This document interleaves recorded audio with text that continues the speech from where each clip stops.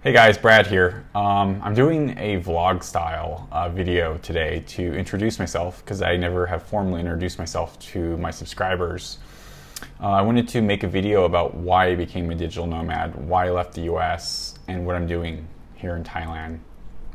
Well, my name is Brad Beckett. I'm 34 years old. I wish I had came out here as a digital nomad 10 years ago when I was 24.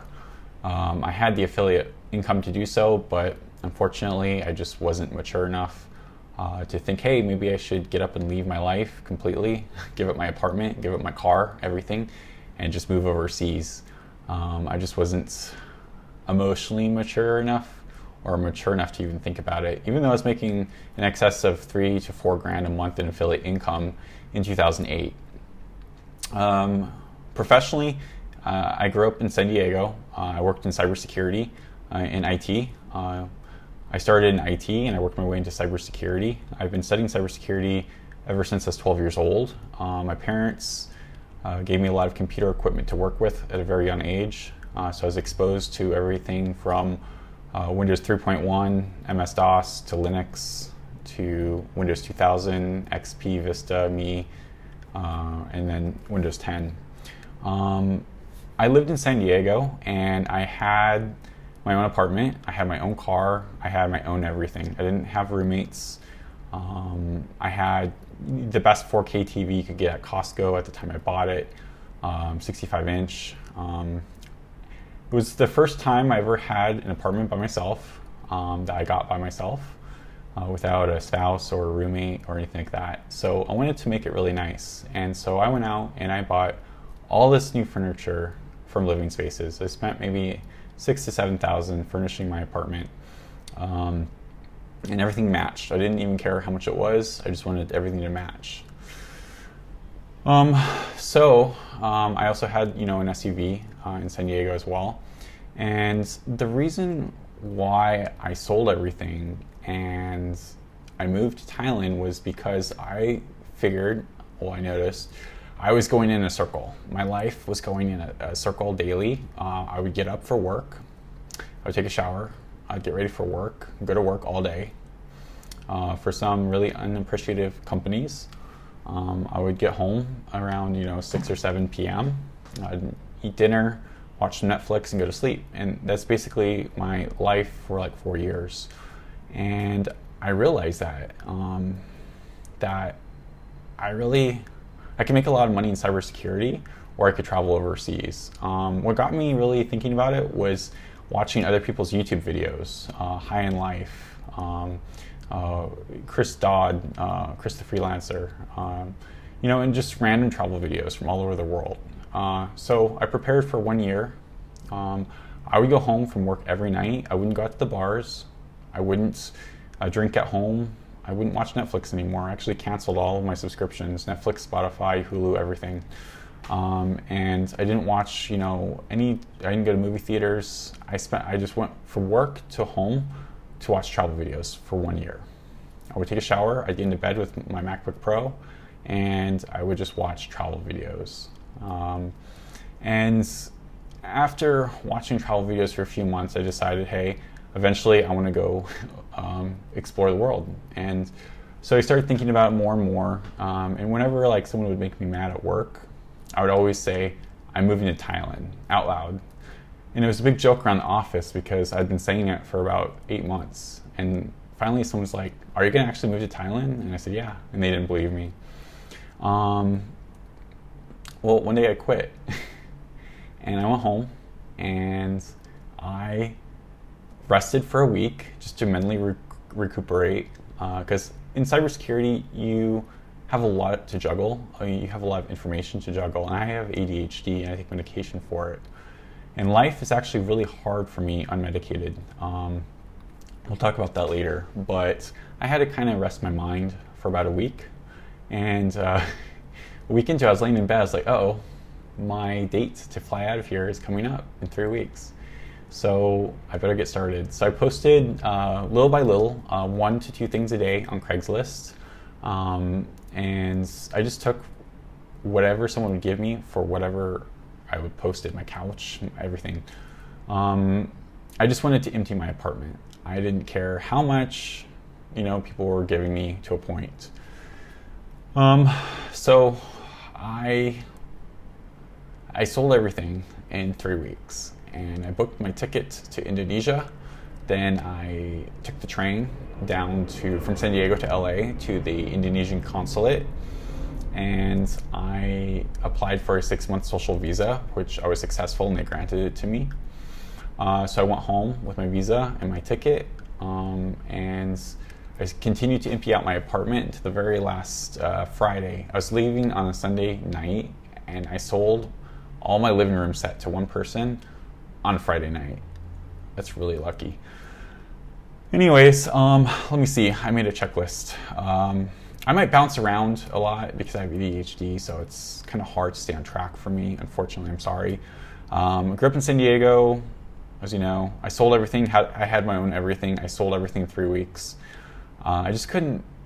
It was like live or die, When I was younger, I never thought I could afford to travel. I couldn't because I had an apartment, I had insurance to pay, I had, car payment and everything like that.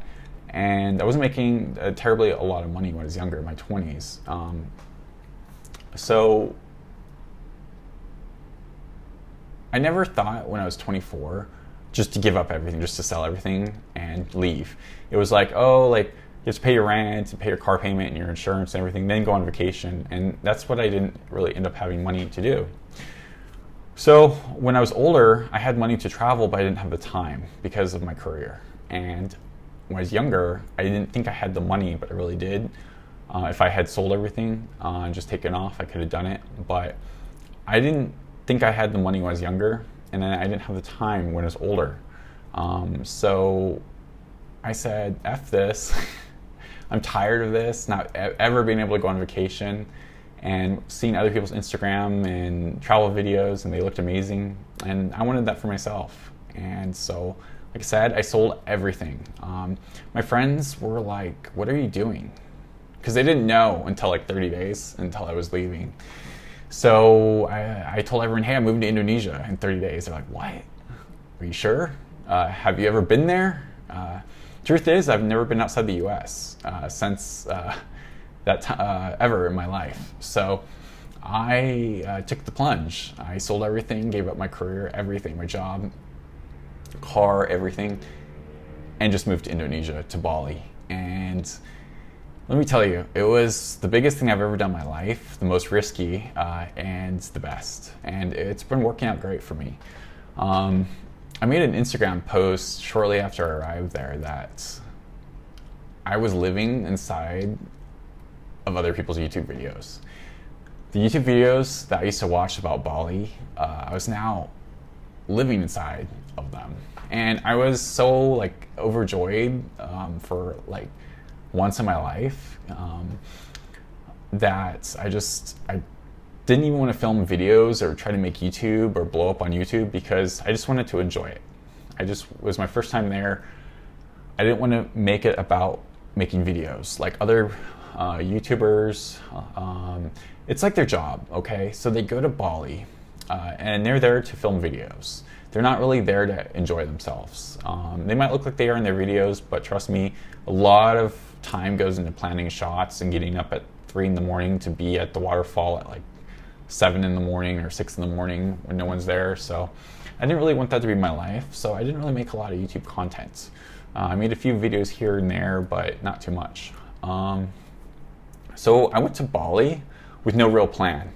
I didn't even have a hotel to stay at before I landed. So when I landed, I just logged into the Wi-Fi airport and on my cell phone and booked something from booking.com. And I stayed at the, I think it's J4 hotel. It's right next to Sky Garden in Kuta on Bali. And it worked out really great for me because it was a really nice Western style hotel next to one of the hottest nightclubs on Bali. So it worked out really well. I had, like I said, never been outside the US. One thing I did do was, because I had never been to Bali, I got a SIM card right at the airport. And yes, you pay more to do so, but it's also a lot more convenient as well. But also, sometimes they don't register your passport correctly. So if you're there for over a month, sometimes your account gets shut off and you have to go to the cell phone corporate store and show your passport, and that's what I had to do with XL. What else? So I had my own apartment, my own car, my own health insurance, everything. I just really wanted to also lower my cost of living because, yeah, I was spending like $4,000 a month to live in San Diego, and that's what basically my basic needs met. And I had a passive income online of about about $1,200 to $1,500 a month, in addition to my job. So all my friends, they were like, how do you do this? Or how do you go out to dinner all the time? Or, this or that. I was like, well, for one, I never went to college. So I don't have college debt to be paying back. I bought a used SUV, a Ford Escape. It was one of my favorite cars I ever owned. It was a perfect size for an SUV. It wasn't too big, wasn't too small. And I didn't go to the bars with my friends. So I had money to do nice things, like go out or buy nice clothes or live by myself or stuff like that. So I could never, if I hadn't been in the cybersecurity industry, I probably could have never really felt secure about just quitting my job and then coming back if I'm not successful as a digital nomad. With cybersecurity, I can pick up a job in a week or maybe sometimes less. If I want to go back, I could probably have a job via LinkedIn before I even land in Los Angeles. So if I was in sales or something else, it's a lot harder to get those jobs, and I understand that. But this is a video about me. So I worked in cybersecurity, so I felt like if I failed overseas, I could come and get a job easy back in California. So a lot of people ask me, how do you travel all the time? And they don't understand that I gave up everything in the US. I gave up my apartment, my car, everything. And that's not something that they're willing to do, so they can't travel like I do. For example, I don't stay in fancy hotels, I stay, in $15 a night to $30 a night places that are nice, but they're not, the Shangri-La hotel or anything like that. One of the things that YouTubers do a lot is they stay in low rent hotels and then they go to resorts with their camera equipment and they just pay, the resort fee or whatever the daily access fee is. Or sometimes resorts will just let you film content if you talk to the manager beforehand, or if you just buy food, they'll let you, peruse the premises. And it's not that they're actually staying there, that they're just filming content there, then they leave. Bigger YouTubers, they actually get to stay there because the hotel gives them a room, but that's not what I did. So on Bali, what I did was I got a hotel until I found a place to live. I moved around. I moved from Kuta to Ubud, to Canggu, and then, Sanur, not Canggu, Sanur, and then back to Kuta. And the reason why I selected Kuta, a lot of people doesn't like Kuta, but I found a Western style apartment there that was very close to Sky Garden. So I wanted to be around a lot of Western people. So I picked Kuta because there was just lots of Western people there. Canggu, it's full of Australians, and that's nice. I didn't pick Canggu because it's a lot more expensive.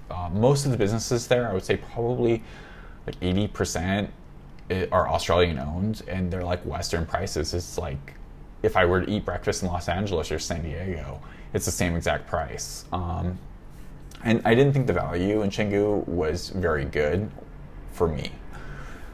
So I found a apartment that was $385, not including electricity, but I didn't use a lot of electricity. So for under $400, I had a 1-bedroom apartment with a kitchen, a refrigerator. It was actually pretty nice. It's in my videos if you want to see it. It's called the Digital Nomad apartment in my videos. It came with Wi-Fi as well. So, I was paying, about a lot more in San Diego for my apartment. So I lowered my living cost by 1/5, just moving to Bali. And, people told me I could find even cheaper places, but I wanted a place with hot water that had good Wi-Fi that was like, managed like a Western place, and so that's what I got. I stayed in Ubud as well, but there are certain things I didn't like about Ubud. It just wasn't for me at the time I was there. If I were to go back, I might go to Ubud and just rent a place on the outskirts and not really talk to too many people. It just wasn't for me. Ubud is a lot about like yoga and like new age people and like people that want to save animals and stuff. And I'm like conservative, and I'm just like, don't try to change the local ways. Just ignore them. You're in their country. But you'll see like a lot of crazy people in Ubud.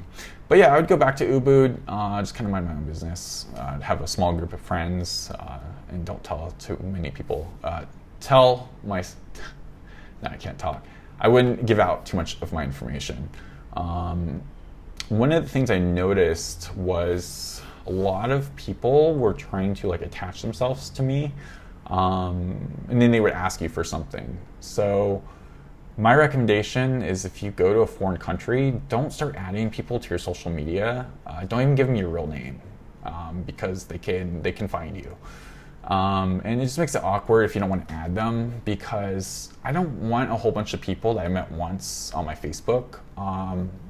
Like I can message you through WhatsApp, but I don't really want you adding me without asking me or trying to add me on Facebook, because that's a little personal. And a lot of the locals will try to do that, and that's not really for me.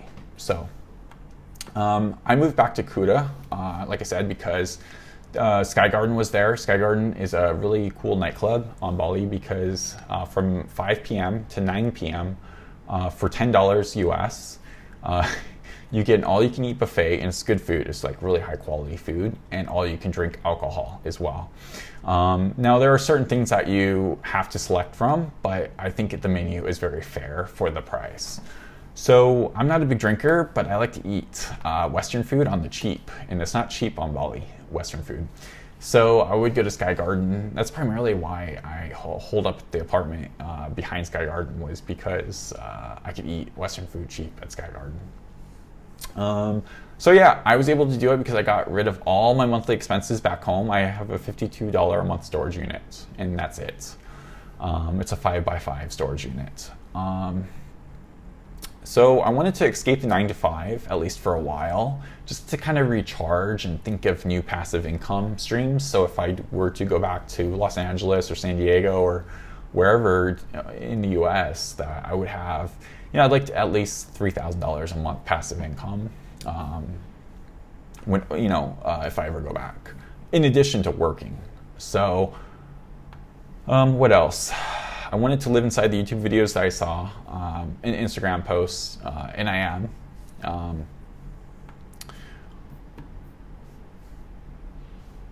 So I just wanted like an easier life as well, and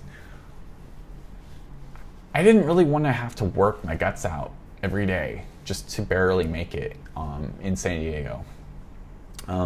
So I moved here to. I moved to Indonesia first. I stayed there for 5 months on a 6-month visa.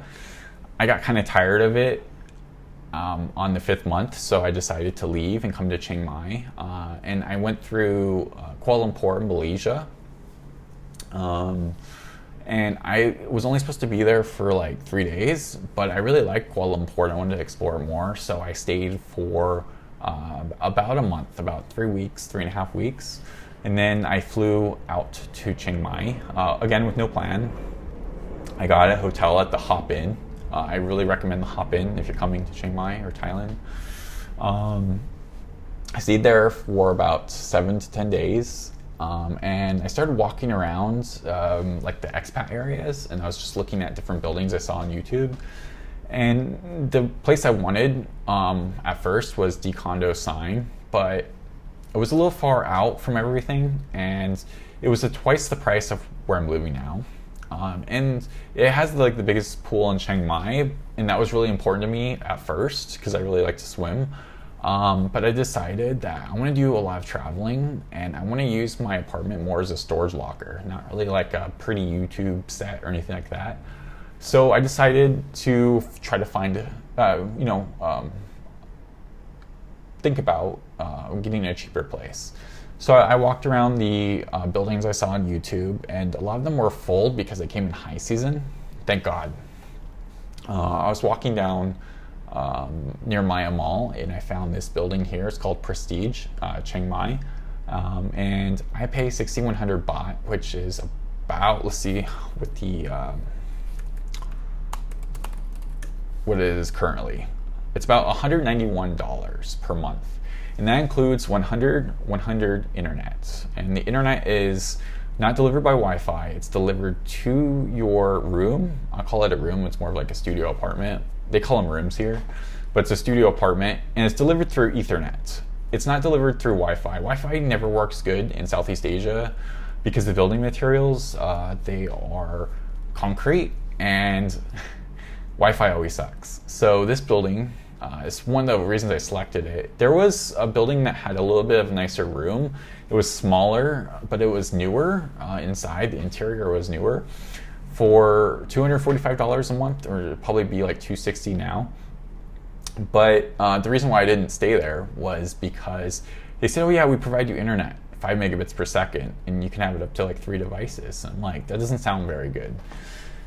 So the reason why I was looking at both buildings, looking at Prestige here, and I was looking at the building down the street, and I selected this one because of the Ethernet internet is included in your rent, and they don't limit you. So it's true 100 megabits down, 100 megabits up. So I was like, that's gonna be really good for YouTube to be able to upload 4K videos really quickly, and it does. It hauls butt, man.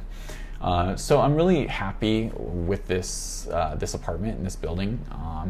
And the way I found it was I was at V Residence and they were sold out.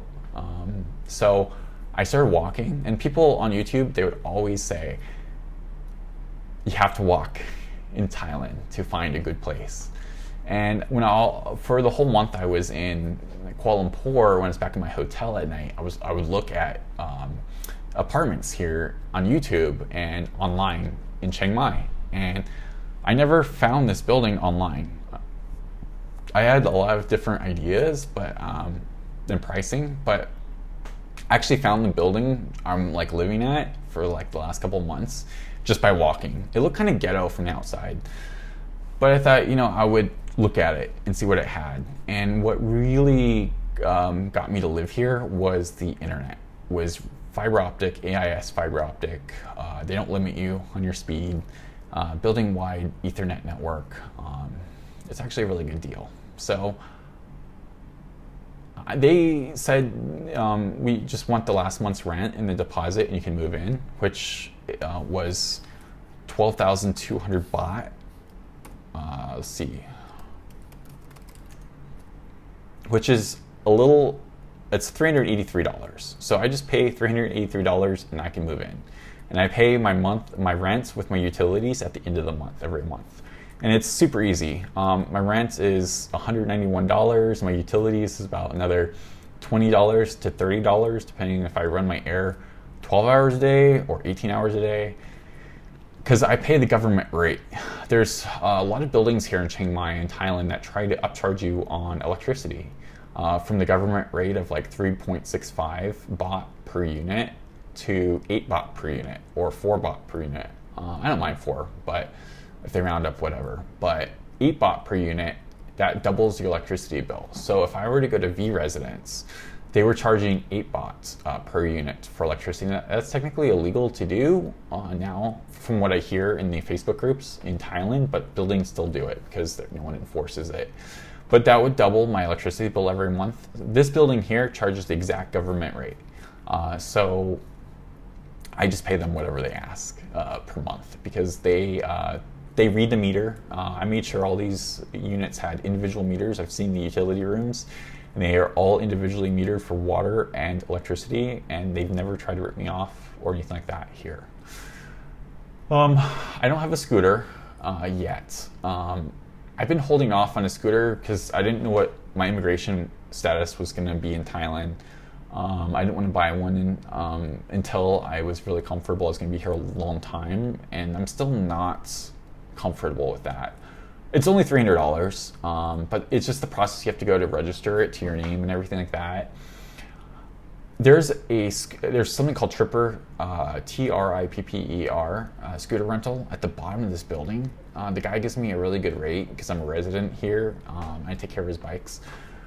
So whenever I need a bike, I just go and I pay him, what he asks. It's really cheap, and I just rent it for the day, or 2 days or whatever.